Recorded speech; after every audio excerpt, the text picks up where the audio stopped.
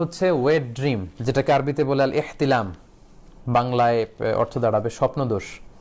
অর্থাৎ রমাদানের দিনের বেলা আপনি ঘুমিয়ে আছেন, এমন কিছু হয়তো স্বপ্নে দেখেছেন যেটার কারণে আপনার উত্তেজনা চলে এসেছে এবং সিমেন আউট হয়েছে, দেহ থেকে বীর্যপাত হয়েছে। তো এটার কারণে কিন্তু আপনার রোজা ভাঙবে না, কারণ আপনি ঘুমিয়েছিলেন।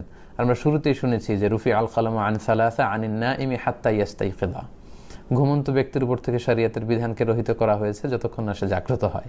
তো ঘুম অবস্থায় তো আপনি ইচ্ছাকৃত এটা করেননি, ফলে এই যে আপনার সিমেন আউট হলো, এতে করে আপনার রোজা ইনশাল্লাহ ভাঙবে না। জাস্ট আপনার জন্য গোসল ফরজ হয়েছে। আমরা জানি যে সিমেন আউট হলে, দেহ থেকে বীর্যপাত হলে গোসল ফরজ হয়। আপনি ঘুম থেকে উঠেই তাড়াতাড়ি গোসল করে নেবেন, এতে আপনার রোজা ভাঙবে না ইনশাল্লাহ।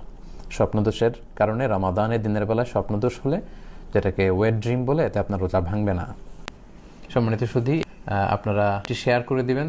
শেয়ার করার মধ্যে দিয়ে অন্যান্য ভাইরাও আলোচনাটি শুনতে পারবে। সাদাকায়ে জারিয়ার সওয়াব আপনারা থাকবেন। আল্লাহ তাআলা আপনাদের সবাইকে ভালো রাখুক, সুস্থ রাখুক, ঈমানের সাথে রাখুক।